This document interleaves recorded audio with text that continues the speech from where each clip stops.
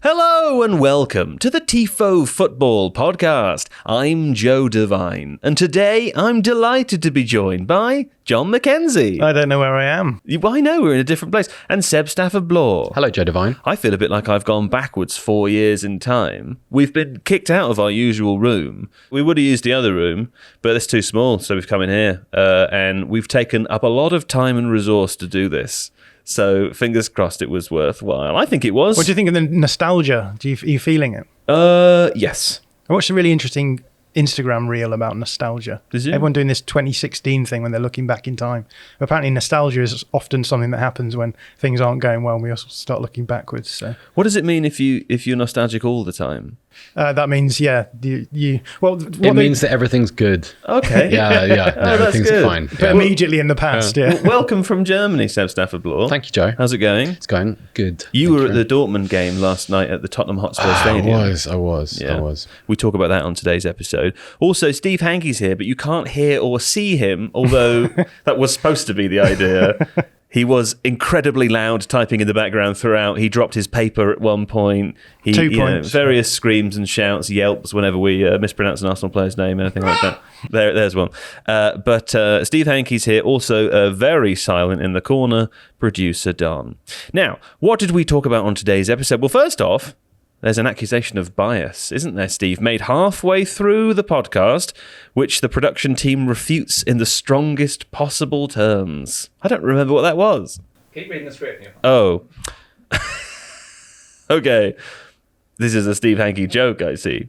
Now, we discussed... What else did we do? We discussed the impressiveness of the Arsenal's famous win at San Siro against Internazionale. I can't look at Seb. This was a hard episode to record. We discussed the various merits of Arsenal's 3-4. I think we is doing a lot of heavy lifting here. Following the return of Gabriel Jesus, what Steve's trying to say is that we did talk about Arsenal at the beginning of this episode. But don't worry, because there will be an Arsenal-specific intro in just a moment. So it doesn't need to be included here, Steve. I lost myself for a bit halfway through. Steve's written, I'm looking forward to seeing how Steve navigates through that bit in the edit. I'm actually dreading it. I'll be looking over your shoulder, Steve. Don't worry. It was, you know what? We should be proud of ourselves, I think, for recovering from that. Because that's some of the strongest corpsing I've done in a long time. And it was at the stage where it genuinely wasn't funny at all. And when I was laughing, I felt bad. I don't think it was ever funny. It was funny at the beginning. Yeah, it was. It was funny. You laughed yourself into a sweat. I had to leave the room for a bit. Yeah. Anyway, we take up the baton thrown down by Theo Walcott, and we weigh this Arsenal side, the current Arsenal side, against the Manchester United team from 2008, as discussed on TNT last night. Guess who wins? Well, you'll have to listen a little further to find out. You might be surprised, although if you know who the producer of this podcast supports, then you might not be surprised. There's a much-needed sucker for Thomas Frank and Tottenham. That's the second use of the word sucker in today's podcast, and again, both of them written by Steve. We also discuss just how much the injury crisis at the club has affected them, and when will they reach one of those sunlit uplands, writes Steve. The uplands Arsenal are currently sunning themselves on. Good Lord. It's embarrassing, isn't it? Will Vincent Kompany, I ask Seb, move around during the explosive manager market this summer, or is he already at the best club in Europe right now? Stop writing Arsenal in the plan! God damn it! Anyway, and that's the show. That's all that Steve wrote for today. That's all Steve wrote. Oh, I've never said that before. That's all Steve wrote. Yeah, that's nice, isn't it? Yeah. Did you enjoy it, Seb? I had a really nice time. Yeah, it was good, wasn't it? Yeah, absolutely. When was the last time you laughed that much? It reminded me of that time during Euro 2020 when we were doing live shows and we were very sleep deprived. We were so tired. And we descended into some kind of mania. That was in this room. I honestly think part of what happened today was because it was in this room. Yeah, John, what was when was the last time you laughed that much? I never laugh. I take everything with the same level of seriousness, impressiveness. Anyway, there we go. That was the episode. I hope you enjoy it. I hope you enjoyed today's episode. And join us again next week for more. What are you doing? Okay, good. Yeah. Yeah, you like the it? audio listeners would have no idea what's going on. Yeah. For audio listeners, John attacked me. Okay, great. Oh, Well, where else to begin, of course, than with Arsenal? I mean, there are several other places, as there have been over the last few weeks, but I note from the YouTube comment section that some Arsenal fans are very distressed that we haven't spoken about them that much recently. So we figured that their, unsurprising 3-1 victory against Internazionale would be a good place to start in the Champions League. What did you mouth at me, Steve Hankey? unsurprising. Unsurprised. You haven't got a camera on you today, have you? Or a mic. Yes, he's got no mic or no camera. I didn't realise this until just this moment. Steve Hankey, naked in the dark over there. Can't help himself at all. Make sure the camera's on me, Steve. I'm the talent. Now, Arsenal enjoyed another famous away victory, right, Steve? Famous against Inter at the San Siro on Tuesday. The result, kind of incredibly, we've got to give Arsenal their due here, was their 7th win out of 7 games in the Champions League group stage so far this season. Group league phase. He's written the Arsenal. He's written the Arsenal. He loves it. He absolutely loves it. With last night's win, added to standout victories over Club Atletico de Madrid and Fußball Club Bayern München, you would like me to say, Steve, in the competition so far. I mean, it's not an unimpressive list of teams, and 21 points from 7 games. You got to give it to them a little bit, don't you, Seb? Yeah, they've been very, very good in Europe. I think their physical advantages really, really tell in Europe. You notice that even when they played against Bayern, probably for 45 minutes of that game at the Emirates, it was competitive. It was a really compelling game. And then you saw Arsenal kind of tread down on Bayern, and you just saw sort of the physical advantages tell, and some of the quality, some of the technical advantages too. But yeah, they've been great. Did it feel kind of? I know we were joking about another famous night and with the win in San Siro, but did it feel like Inter are how many points clear at the top of Serie A? 3? I think maybe 4, but yeah. And Arsenal played quite a rotated team and ended up winning quite easily. That's kind of an interesting place to get to for European football, isn't it? I wonder if that's going to be a theme that we return to throughout the tournament. They are 3 points ahead, just ahead of Milan, who are in second place. Napoli dropping to 3rd. Because when you say Inter Milan, Arsenal, to me, I think of that very famous game where Henry ripped through them and scored, that brilliant goal. That actual famous victory. That really, really famous victory.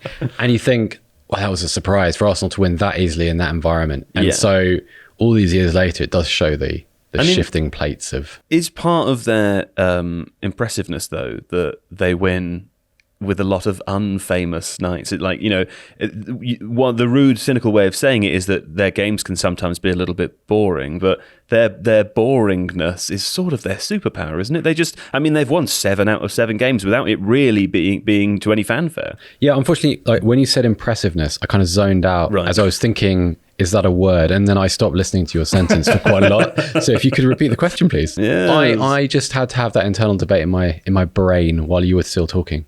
Impressiveness refers to the quality of being impressive. Oh no, I It's certainly a shit understand word. what it means. I agree with you on that. What would you have chosen instead? I don't know, but I probably would have said impressiveness. You would have asked a different question. You would have said something. Do you think their out of possession is as good as That's the all I out of ever talk possession about, that it should be as good as? Anyway, you watched them last night, John, didn't you? You watched them beat Inter 3-1. Well, it's funny. 1-3. No, they won 3-1. They did. But it was 1-3 because they were away from home. That's right. You're right. You're correct. It's interesting that you use the word boring to describe Arsenal's play style, because I think a lot of people talked about this game as being quite fun. A lot of people were talking about it as a fun game on the timeline. Obviously, I'm just a serious analyst, so I look at everything as though every game is the same. And you hate fun. And I hate fun. You hate fun. Of course. Yeah. I just find fun in different areas. I think that's sort of, I thought you were saying I just find fun indifferent. I'm indifferent to fun. I'm indifferent to fun. Yeah. But this is a game where I was thinking about it as you were talking before. The group stages of the Champions League used to be 6 fixtures, right? Yeah. So this fixture and the next one are technically additional fixtures in the group league stage or whatever. I guess Arsenal had a bit of wiggle room to lose. And so it felt as though Arteta actually rotated quite heavily for this game. Yeah. So, we've got Mosquera playing at left centre-back. Eze, Zubamendi, Marino midfield, which you wouldn't usually expect to see. Gabriel Jesus making a glorious return up front. He was great. He was absolutely. really good without the ball too. I was very, very impressed. Yeah, and My impressiveness was 100. Steve writes in the plan, whisper it quietly, but Gabriel Jesus looked back. Risen, did he say risen? He looked risen. No, he looked back, he said. Yeah, and I think, it's easy to forget that Jesus is 28 years old, is that right? He's still... I got a thumbs up from. I'm liking this. Steve's become sort of a very physical because he hasn't got a microphone or camera. He's become a very physical presence in the room. Yeah. Normally it's just me that can see him going, finish it up. I can see him and he's like, it's horrible, he's going over and above what he usually does. I'm sure. But yeah, Jesus, 28 years old. Easy to think of him as being older than that, or think of him as sort of coming towards the end of his career. But it was great to see him back, and he makes such a big difference to that front line, especially when we've had a lot of conversations about the Arsenal centre forward spot and Gyökeres, his sort of trepidatious entry into Premier League football. I have a question. What do you think the usage of the Arsenal centre forwards looks like once Havertz is back? Yeah, that's a good question. I mean, in terms of the situations in which they're deployed, I think is the. Are you suggesting that like we've got Jesus for one profile and then Havertz for the other? It sort of seems hard to know when. We've got a bunch of. I mean, I've got the fixtures here. We could go through the upcoming games. It's more that I was thinking them in terms of like, I don't know, like a baseball pitching rotation, right? Like who are you using in what situation, rather than necessarily against which opponents. Rather than like you can order them and create a hierarchy, but boring. So how would you use those different abilities? Because they're all such different players. I think. With to focus on Gyökeres potentially, because I think he's the something got cut. What were you trying to do, Seb? Gyökeres? I was trying to do the Gyökeres Bane mask thing, but you did something else, didn't you? I did not do it well. No, you didn't. Although I can think of a group of people that would be. Additionally, something was cut. An additional cut there. What were we saying? I've completely forgotten what we were talking about. Something about forwards. Arsenal's forwards. How we use Arsenal forwards. Yeah. So how would you use Gyökeres? Because he's the one who is, I guess, is the odd, not the odd one out, but the one that everyone is talking about. I'd play him up front personally. Yeah, you reckon? And how would you use him? What would you say are the qualities that Gyökeres has? You want to see something cool? Yeah. I would say his movement is absolutely astounding. And he creates a lot of space for other players around him. He's sometimes unfairly maligned for not scoring enough goals, but, the physicality of the Premier League is a different thing. Defenders stay with him. I think a lot of the work that he does goes unnoticed. Sounds a little familiar, doesn't it? Are you talking about me? I totally agree with you, Joe, if that's the case. What the hell? No! You're the most lauded man in the room for crying out loud. No, I'm talking about Havertz. I think Havertz and Gyökeres do a lot of the similar things. And that's why I think it's nice that Gabriel Jesus has returned from injury and is playing well, because I think he's a genuinely different option. Yeah, and I agree with that. I do Did think you like that? Yeah, I think that was good. And was those the sorts of answers we should be encouraging on this podcast. Yeah. And what I've done here is I've flipped it around to make you do it so that you retained interest in the topic for long enough for us to make some headway. I think Havertz and Gyökeres are slightly different in that, like, as you say, Gyökeres is really good. I think he's a really good sort of backline player, right? So he's going to, as you say, force opponents' defences deeper. He has the ability to do those, like... I was honestly shaking my beard. He's getting into dangerous territory again over there. Stop it! No more hands. No hands. Stop. I wasn't. I And he has the ability to make those channel runs as well. He's a player who's going to stretch the game, right? But the question is for a team like Arsenal. Sorry. I'm so sorry. I'm trying so hard to soldier on here. It's a mixture of the funny and then John talking about this boring thing. Shut up while we say something boring. I'm so sorry, John. I'm good.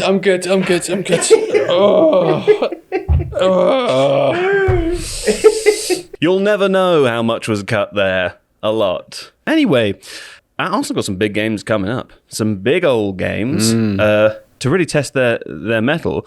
We know they've been, dropping 1 or 2 points recently. Still, is it 6 or 7 points ahead at the top of the Premier League? I can't remember now. Steve Hankey knows. It's 7 points ahead. But of course, their next league fixture on Sunday is against Manchester United. I think that's going to be a tricky one. You kind of, we talked about this earlier in the week. You made a comment that whilst Man United just sort of took apart Man City in perhaps a unexpected fashion, the same thing might not be the case with Arsenal. Yeah, I mean, they won't give them the space City did. Confounding factors, yeah. Like the City out of possession this season has been pretty ropey at the best of times, and Arsenal have still one of the best, if not the best, out of possession approaches in world football. So I think United will try to do the same sorts of things that they did against City to Arsenal, right? That's the way they're gonna play. They're gonna play quote unquote underdog football. They're going to absorb a lot of pressure and then look to hit on the break. They have the players to do that. They'll probably do it in different ways. I think one of the reasons why the City performance by Man United was so impressive was because it was very clear that Carrick and his coaching staff had identified weaknesses in City's out of possession, and they'll do the same against Arsenal. Do Arsenal have out of possession weaknesses? Yeah. I guess Steve Hankey's making so much noise over there. It's nice when he's in a different room. Do they have out of possession weaknesses? Well, for example, in the game we've just been talking about, I guess they weren't playing Rice, which means that they were a little bit more open in terms of defensive transition. And those are always going to be the areas where a team like that, who is going to try and not only control possession, but try and control territory as well. So develop what I call a territorial advantage, where you're trying to squeeze the opponent deep into the half. When you do that, it's easy for you to control the space around the ball, but there is space behind your back line that can be taken apart. And those are the sorts of areas where Manchester United would be very good at finding routes into those areas. So, what do you think? Do you think Man United could come away with a win in this game, or do you expect Arsenal to win? No, I don't think so. I watched Manchester City play against Bodo Glimt, and coupled with that Man United defeat, there's something wrong there. There's something not quite right about the tension within their football. And whilst, like, I don't want to use a cliche like new manager bounce, but like Manchester United could improve while still not really possessing the tools to be a proper threat to this Arsenal side. I mean, defensively, they're as secure a team as there is in the Premier League. Even when they play badly, they don't give up a lot of chances, which is a really, really, like, especially now when there's so much football and physical fatigue is such a problem for so many teams, they don't, whilst they can kind of go down to a sort of 6, 7 out of 10, they're probably the only team in the division that don't let their standards go down to a 4, which is, I know that sounds like it's damning with faint praise, but that's pretty impressive given the kind of, the issues at work. And they've also, as we talked about, rested a lot of players in this fixture, so they'll be at full strength, relatively speaking. And they'll be able to rest players in their next Champions League midweek fixture exactly, as well, because right? they're going to finish in the top 2 regardless. So something funny that did happen yesterday, though, on TNT, I think it was on TNT Sports, was Theo Walcott and Wayne Rooney got into a conversation about whether this current... Or actually, I think the framing of the question, which is why it was a bit funny, was could the 2008 famous Manchester United team compete with today's Arsenal team? Wayne Rooney's answer was that they would batter them, and it created a bit of quite a fun conversation. I thought it would be quite fun to compare the two teams, to go through position by position and see which player we would take. Usually a redundant format, and today also redundant, but it's good fun. But redundant and fun. Redundant and fun. Now, also, first off, this wouldn't be a Tifo podcast if we didn't have a quick debate about how to do this some fairly. ground rules. We need ground rules, because as we'll remember, usually that 2008 Manchester United team played in a 4-4-2. Arsenal, I've gone on to who scored, and I've got Arsenal's like most used seasonal formation for this season and the team. So that's the 11 we'll be taking, the players that they've played the most this year. If the framing of Theo Walcott's question is this Arsenal, then it's this Arsenal. They're playing a 4-3-3. Well, that Man United team could probably be described as a 4-3-3. That's what I was thinking. Yeah, I think that's the easiest way to do it. I was thinking that because the 4-4-2 that I have here has Ronaldo at left midfield, and I actually think if we push him up and we have Tevez on the right, then we can make a 4-3-3 out of it. And also those players rotated. Yeah. So we could, that's justifiable. That's okay. Well, let's start from the back then and decide, who do we think we would choose if we were building a team out of these two, between David Raya and Edwin van der Sar? You know I hate this. I know you do. Well, if you also think you could make an argument for David Raya if you wanted to. I think the obvious knee-jerk answer is Van der Sar, but he is a goalkeeper from a different era. And if we were saying our team is playing today, you could make the argument that you would want a goalkeeper who is a little better with his feet or a little bit more used to playing in that sweeper fashion. Yeah, and David Raya is probably up there amongst the best ball-playing goalkeepers in the world. And, his shot stopping has been incredible too this season. I think if you're playing football as it's being played now, you probably take Raya over Edwin van der Sar, but that's not really a slight on Van der Sar. What if your team was going to be randomly dropped into any decade in professional footballing history, and you had to play the odds? That's good. I like that. Because I would say in that case, 80% of the time, Van der Sar would be more useful. Yeah. If you were unlucky and you got dropped into a game in the 2020s, that might be problematic. But also, it's not like he would be a bad goalkeeper. With that sort of future and past proofing thing in mind, like Van der Sar has seen more in his career. Like he's played at big clubs in different places. He's been in a lot of big occasions. He's won things on big occasions. He's been decisive in Champions League finals, in the Champions League final that he won. I think I take him just because of that history. Yeah. Like technical ability wise, Raya probably more modern. I think he's one of the best shot stoppers I've seen. Really, really good with his feet. But I still respect Van der Sar's CV, I think. I mean, I'm happy to defer to you guys on this. No. You have to pick. You're quite right. You're quite right, Steve. He did. He was in goal for that. What's Steve saying? Oh, that's what's all the noises. Steve's typing in the script, is he? I haven't noticed the loudest typer ever. You said, what did you say, Steve? What did you say? I was talking about the Man United one, because I think he only won one with Man United, but of course he was in goal for the Ajax. Yeah. Okay, we'll have Van der Sar then. Okay, moving forwards, let's do the fullbacks. We'll start with left back. This season, the most left backed player at Arsenal is Calafiori, of course, up against Patrice Evra. Evra. Again, like if you were taking this in the modern era, you would take Calafiori because he's much more flexible than Evra, right? You think so? Yeah, absolutely. You're not playing Evra inside, are you? And you're also not playing Evra as a centre back, which you can do with Calafiori. But I want my team to be, physically impervious to last a 38 game season. Like I'm taking fair. Patrice Evra. I'm going to go with Calafiori then. Absolutely. I think he's an incredible player. I think he can play inside. He has the fluidity to be able to, carry the ball in the middle in a game which is now a man marking game where that kind of fluidity adds a load, and he can play at the highest level. Play centre back, can play left back. Yeah, I agree. He's a bit injury prone, but he's not been that injury prone this season. So yeah. We'll go with Patrice Evra. Yeah. Okay. Right back, we have Jurrien Timber, and in the older one I found we've got Wes Brown. I imagine Raphael was there as well, but we'll go with Wes Brown. Jurrien Timber. All day long. Yeah, Timber. Jurrien Timber? Yeah. Okay. Wes Brown also probably, I know he was very important for that team, but also really a converted centre-back. And when he first came through at Man United, he was a centre-back, and he never felt like a right back in the sense that Raphael did or Gary Neville did.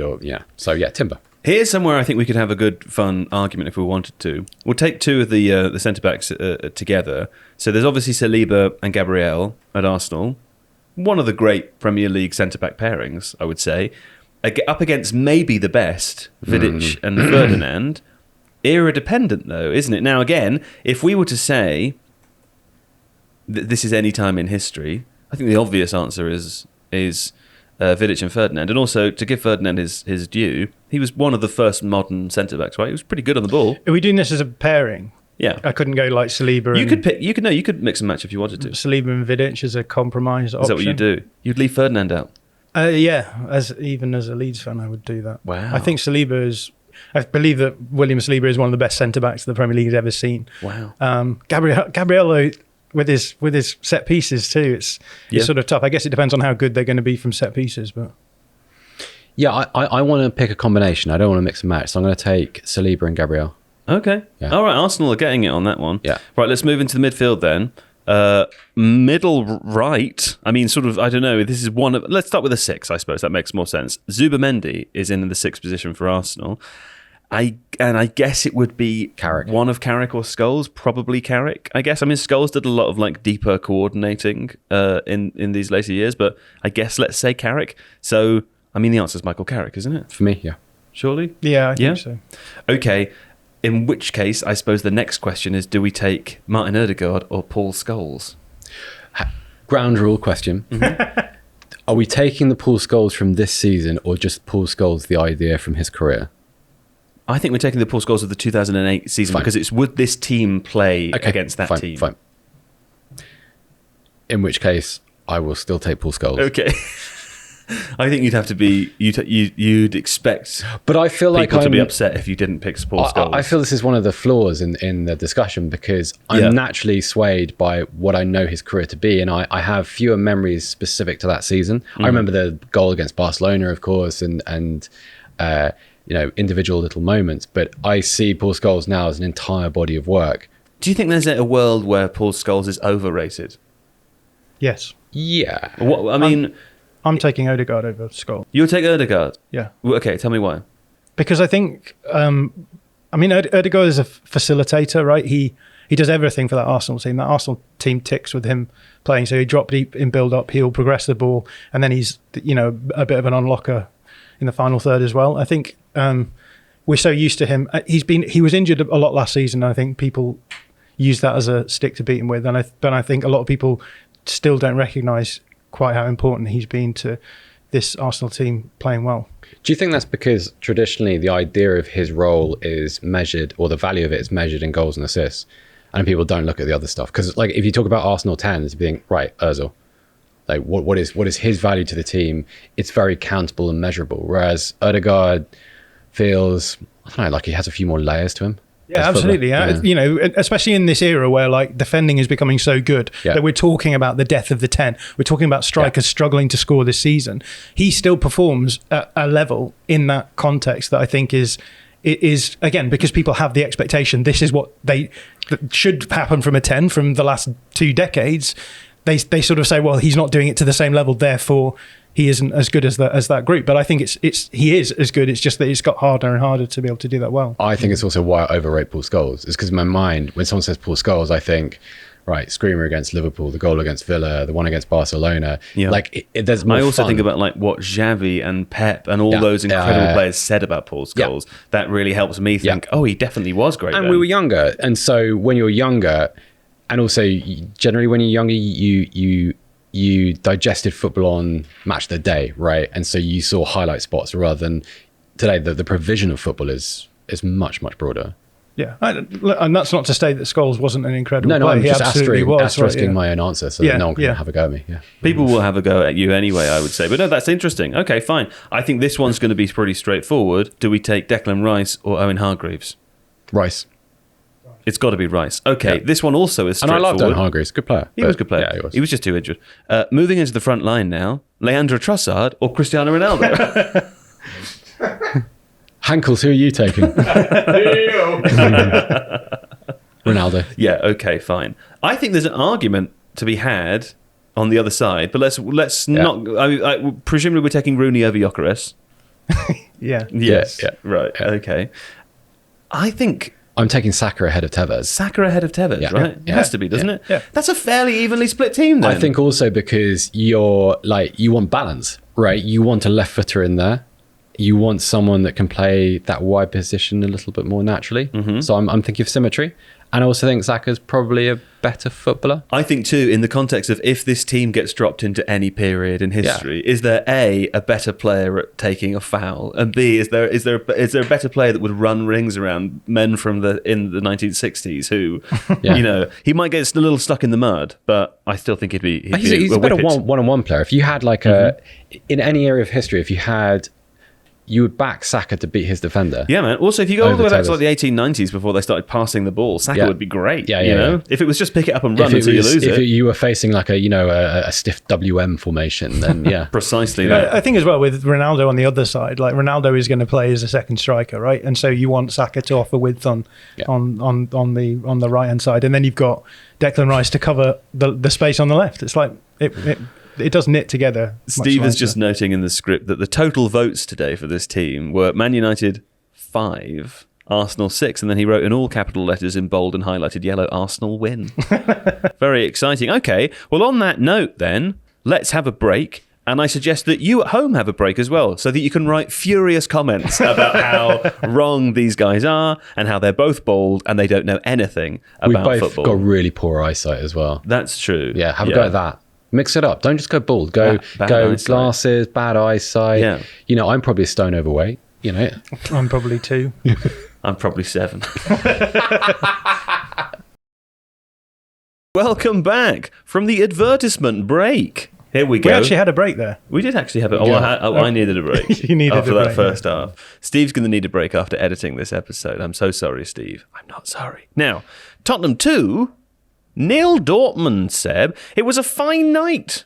Right, Steve, under the Champions League lights. He loves talking about lights, doesn't he? He loves talking lights. about the lights. At the Tottenham Hotspur Stadium, as Spurs gave their under-pressure coach Thomas Frank much-needed succour with a 2-0 victory over 2024 finalists Borussia Dortmund. Now, I sent you a little video, didn't I, yesterday, because I realised Seb's at the Tottenham Hotspur Stadium, and I can see that from my window. So I did a little video where I just slowly zoomed in on him, and Feels then like I they said, haven't played at night for a while, doesn't it, Spurs?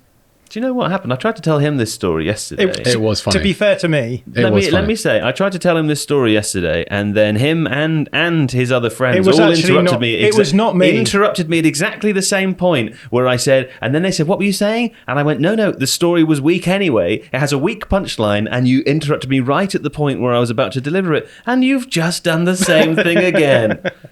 Anyway, the listeners of the Tifo Football Podcast now will never know about my weak punchline. They'll never know what I said to Seb in the video of the Tottenham Hotspur Stadium. It was funny. We laughed. Yeah. Anyway, it seemed like this was always going to happen. I'm a bit concerned that Spurs are going to drop points to Burnley at the weekend. It has that sort of feeling about it, doesn't it? But you were there. It was a big night for Thomas Frank because there was talk earlier in the week questioning how stable his job was. Yeah. A lot of managers are getting sacked at the moment. It feels like a very sort of, caution be needed time, Thomas Frank. A victory against Borussia Dortmund, much required. What a fascinating sentence structure. It was, hey, I went there expecting it to be pretty toxic because this was very much presented as Thomas Frank's last stand. Everybody's made up their mind. He needs to go. People were booing him specifically at the weekend. It got pretty nasty. So I had some trepidation. But Tottenham were okay. In the first half especially, they played with some good speed. There were some nice combinations down the flanks. They pressed well. Mm-hmm. They made Dortmund, who I think made life harder for themselves, they made Dortmund look pretty average.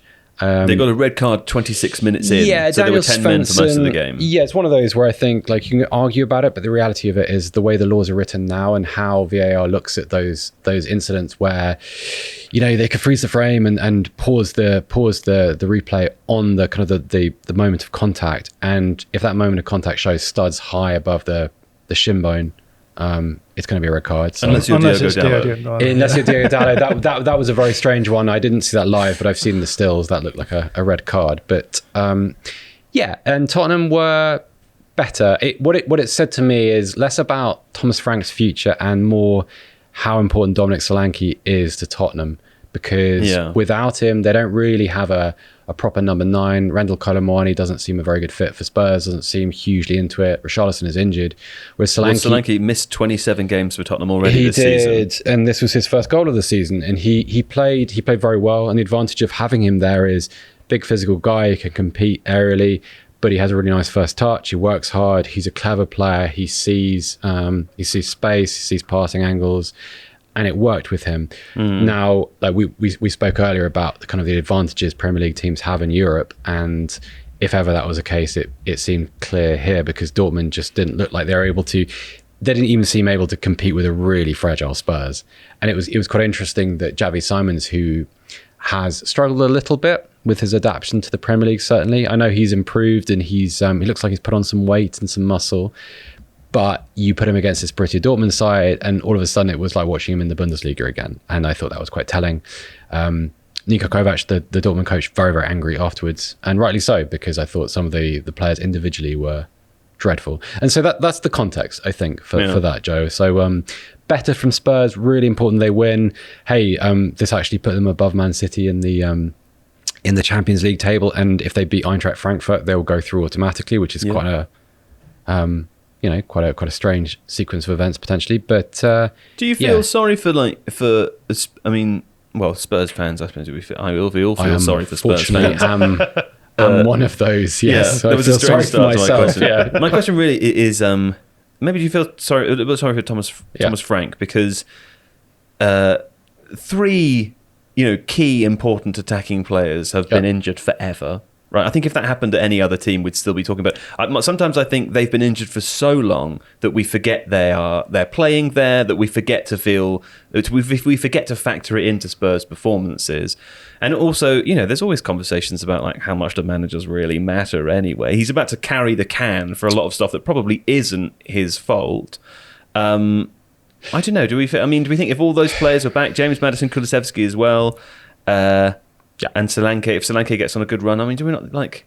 Does it look a lot worse because of that, and we don't mention it enough? I think a lot of different things are true here. So yes, I agree. Losing Maddison won't probably play again this season or at all.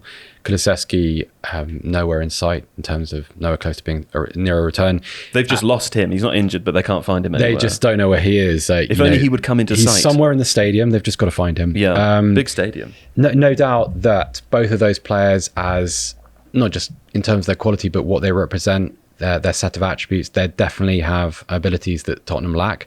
Yeah. Maddison, especially as a playmaker, Tottenham don't really have those passing qualities in their team at the moment, and Kulusevski is excellent. I feel sorry for him in the sense that on a human level, I think some of the abuse he's taken is really hard to watch. Just on a human being to human being. I think there's one thing to be a coach who's not in the right job. It's another to be doing something which provokes that much anger. I think that's a difficult thing about sort of modern football. I'm not criticizing the fans for that. It's just that's the nature of it, and it's not specific to Tottenham and Thomas Frank. It happens all the time. The other thing I'd say though is I think Thomas Frank has been dealt a bad hand. I think he's made some mistakes in his media handling too. He was a bit naive in some of the things he said about the Tottenham supporters, about getting behind their side and being patient. I also think, and this really rankled with some people, he made continued reference at the beginning of the season to the fact that the side had finished 17th last year. And it's true. But then it's just not what supporters want to hear. Yeah. Because he was kind of rationalising the poor performance of the side by saying, well, they were 17th last year. It's true, but they were 17th last season because they put all their eggs in the Europa League basket with a very, very thin squad. And that kind of negativity just doesn't sell very well. Because the way Tottenham fans react to stuff is not just about the current era. And that's really important for a new coach to grasp. It's been frustrating for a really long time. It was under Conte, it was under Mourinho, it sometimes was under Ange, it certainly was under Espirito Santo. It even was for periods towards the end of Mauricio Pochettino's reign where the squad needed investment and it didn't get it.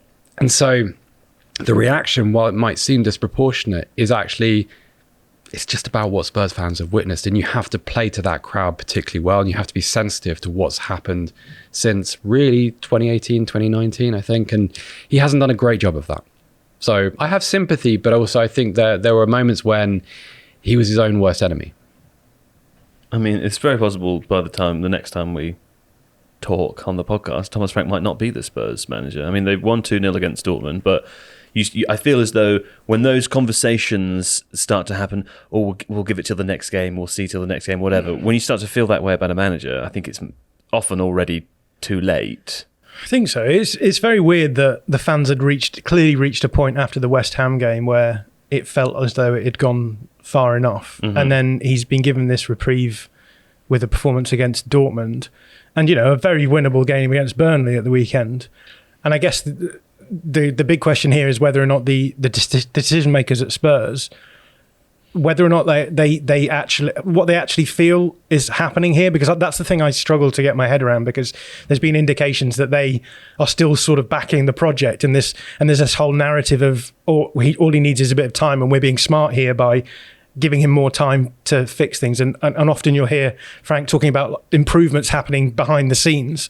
And I guess the question then becomes like, how much do the decision makers buy that kind of narrative? And they think, actually, if we can get a few wins, it will get us to a little bit of breathing space to then get onto this, I guess people would talk about it as a corner being turned. I'm not convinced that that's going to happen, but I also don't know what the decision makers will do if they have a couple of games of one and then think, oh, actually, he was right all along. There is a turning point here, and we need to commit with him for longer here in order to get to the sunny uplands of wherever they're headed. Yeah, I also think with that kind of let's give it time argument, I think what's really important there is that you identify something that's worth time and patience. You're able to point to something either on the pitch or in the footballing structure that's being built, which suggests that that is the right way forward. Like patience for patience sake is worth nothing. Yeah. I think also one of the antagonistic bits here is there's a lot of confusion over who these decision makers are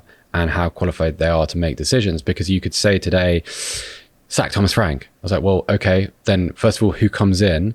And secondly, who's making that decision? And are they the right person to be making that decision? And these are much bigger questions than just who the head coach is. And Tottenham, it's very difficult to imagine what Tottenham looks like internally with Daniel Levy not there, because he's been the mainstay of the past 2 decades. And now we hear names. We hear sort of names attached to job descriptions and roles in the club, but nobody really knows what it means or what any of these people believe or what their credentials for making footballing decisions are. And the great fear that football fans always have, rightly, is when you have business people who've been successful, who are very, very wealthy, the temptation for a lot of them is to think football's easy. It's just football. It's just football. No, it's not. It's not. Respect the complexity of the game. And that's why when you see high performing clubs, what you generally find internally is loads and loads and loads of really smart, well qualified, intelligent people making good decisions in unison,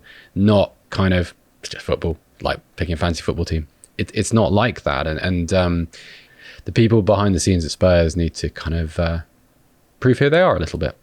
I think as well, like they've lost a lightning rod in Daniel Levy, right? It was very easy for everything to be directed at him. Everything was his fault, right? And even even Enoch Out was kind of like directed at Levy, despite the fact that I guess it was, well, we know now it was sort of not quite so simple as that.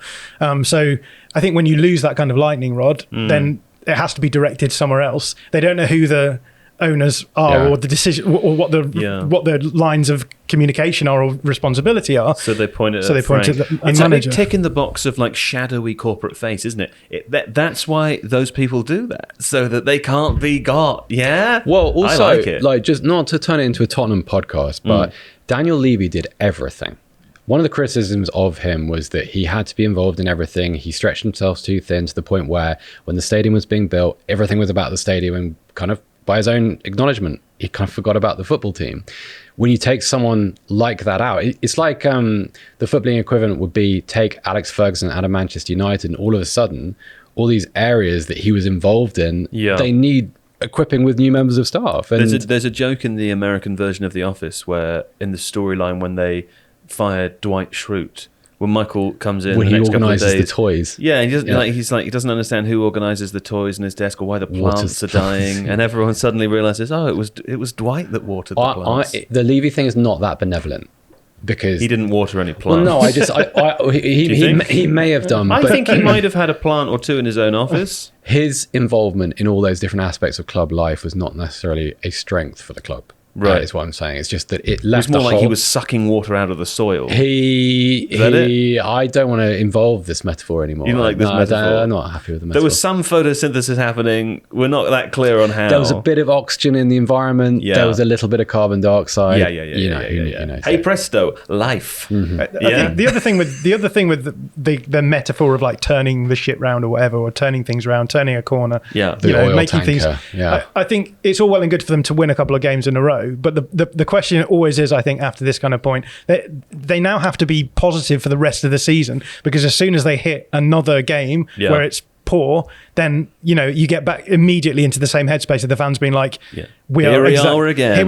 We're exactly back where we were. You don't get like the fans' goodwill beyond the good results, I think. That's right. A bit like how Arsenal fans that listen to this podcast used to criticise us for not talking about Arsenal. And then we talked about them for like 7 episodes in a row, very prominently.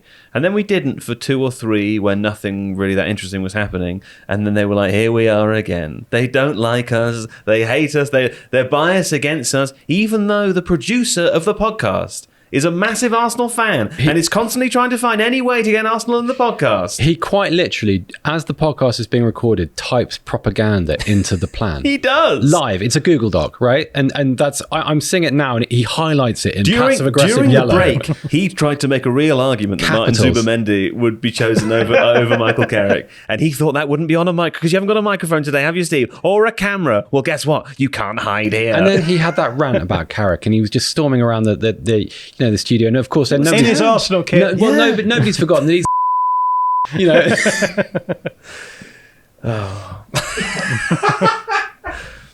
Something was cut there. Anyway, while I've got you, Seb, we've been talking about the manager market a lot recently. 'Cause Yeah. your friend and mine, David Ornstein, said, ever so presciently, as he often does a couple of weeks ago, he thinks the managerial market is about to explode. He said about.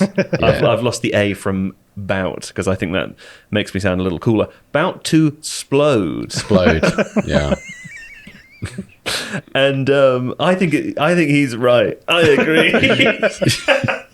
Anyway, we've talked about it a lot, but one person that who we haven't mentioned is Vincent Kompany, who is currently overseeing Bayern's best season in over 100 years in the Bundesliga, something like that, or just in general. Record-breaking season, potentially. Record-breaking potentially. Yeah.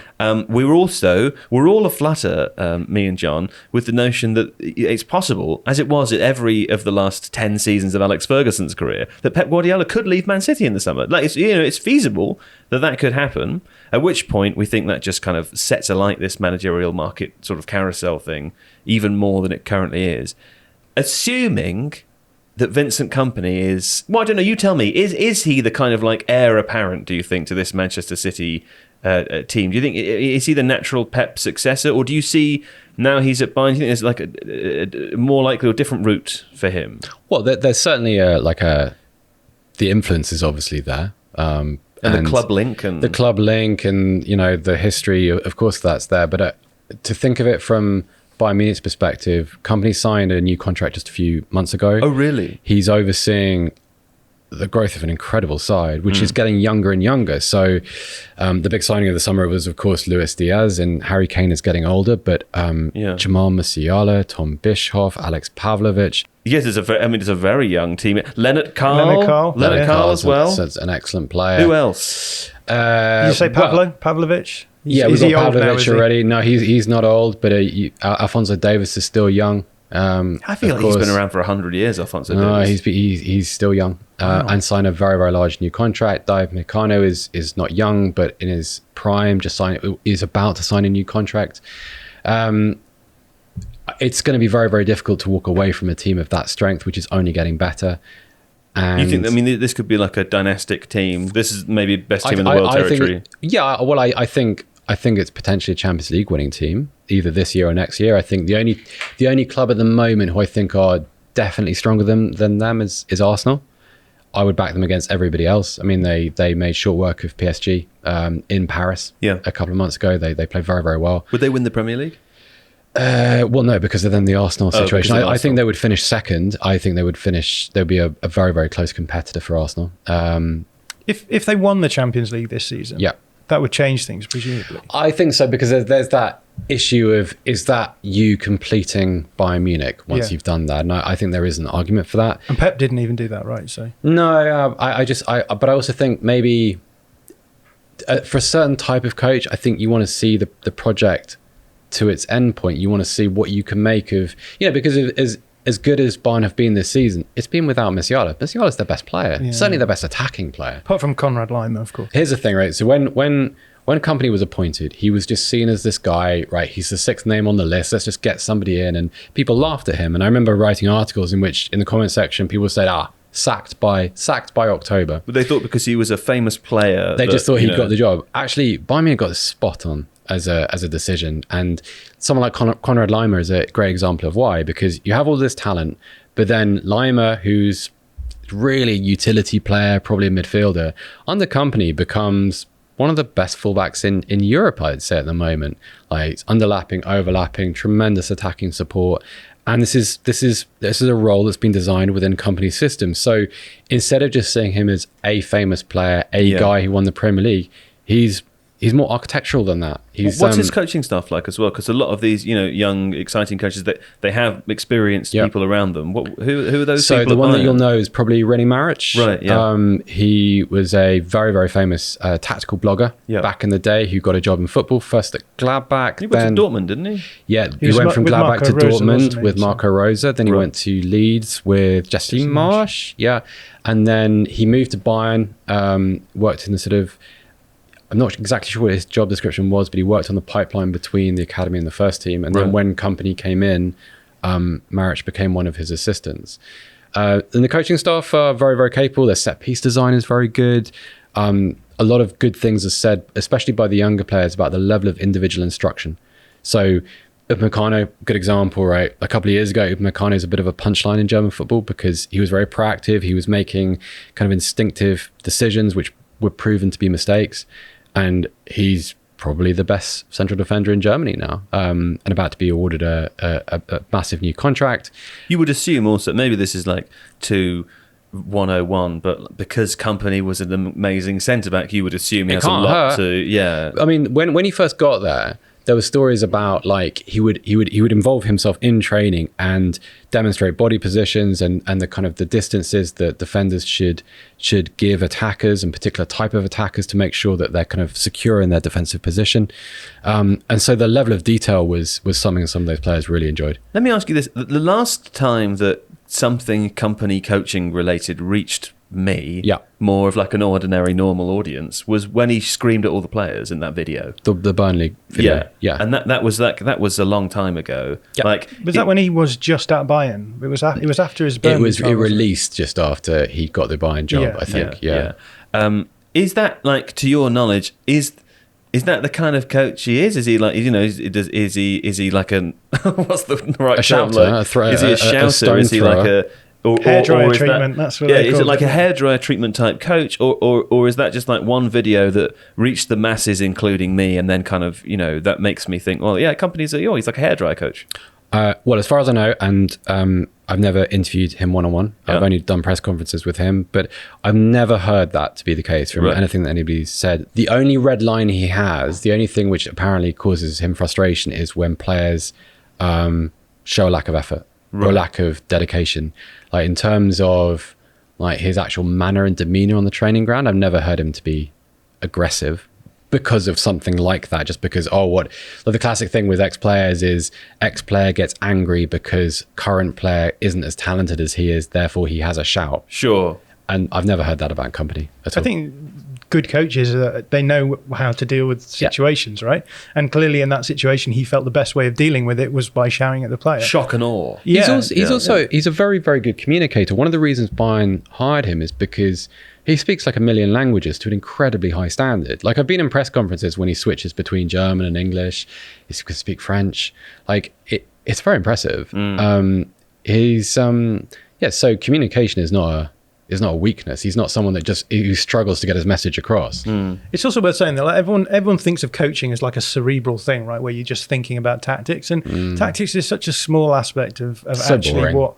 Yeah, but I mean, I think you can make that argument, but I think it's the more important thing here is that it's just such a small aspect of what's being done, and as we've already mentioned, like, it feels as though Kompany has handed the reins for that side of things over to René Maric, who he has the credentials to do all of that stuff. Very smart guy. Yeah, smart, really smart guy, and clearly knows what he's doing. But I get the impression with Kompany's Bayern is that like they're just specialists across the board. They've got everything in place to facilitate everything working, for everything to be smooth, for the players to be able to take the path of least resistance and still come out at a really high level at the other side. And I think that's what's nice. Yeah. Like, even just hearing you talk about Upamecano, like, how many times do we, especially in the Premier League, where we are so spoiled for new players that as soon as a player fails for a half season, they're gone, they're done, that's it. Yeah. Whereas what you've got here is a coach taking those players and making them better in themselves, making the whole greater than the sum of the parts. Like, that's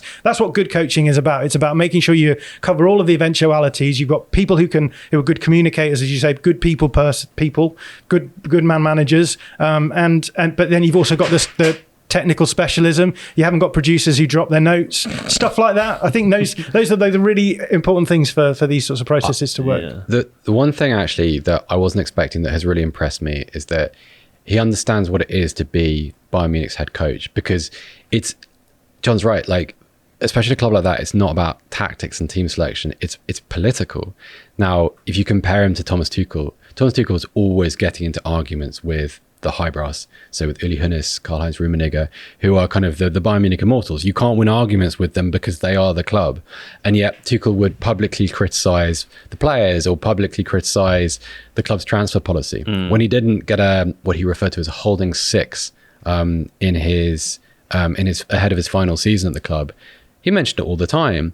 Kompany, from the very first day that he was there, when one of those questions comes from Bild or Kicker or Sky Deutschland, like, he will kind of point it towards, well, this is not really my job, that you need to ask Christoph Freund or Max Ebel, sporting director and board member for sport. He understands that the requirement here is for him to be an employee within the system, be a component.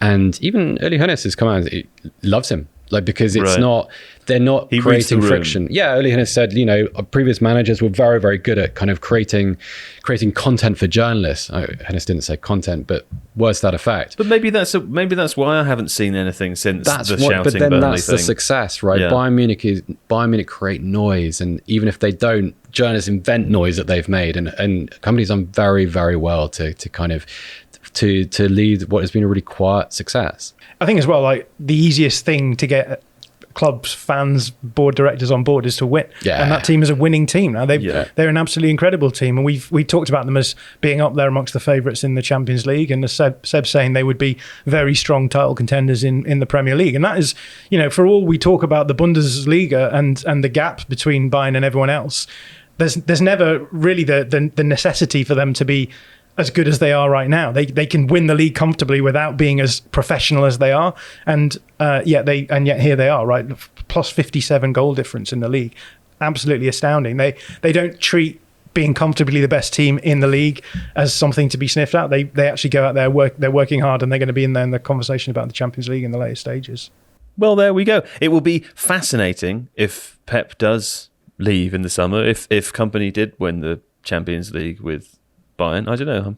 Surely the smart thing for him to do is wait to see the fallout post Pep. Be the guy after the guy, right? Or maybe the guy after the guy after the guy, right? Maybe the guy after the guy after the guy after the guy Let after the the guy. David Moyes go in first, right? Who is Man City's David Moyes?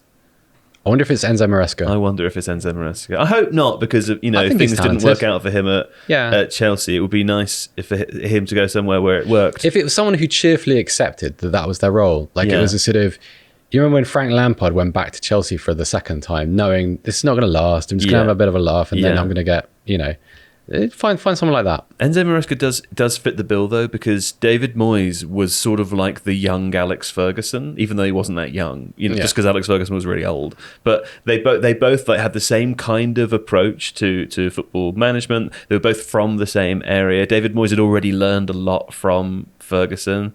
Maybe Enzo Maresca is the Moyes to Pep. Maybe. Yeah. Okay, well, it'll be fascinating to find out. And there'll be loads of other managerial vacancies as well across Europe and across the Premier League. So we will look forward to discussing it then. Thanks, John. Thanks, Seb. Sure. Thanks, Don. You, Steve. The loudest producer ever. Banging in the background. Do you like these guys? He's typing, but also then he drops his paper. He just flings his notepad every once in a while. To be like, I'm still here, guys. I want attention. I'm still here. See you next week. Okay.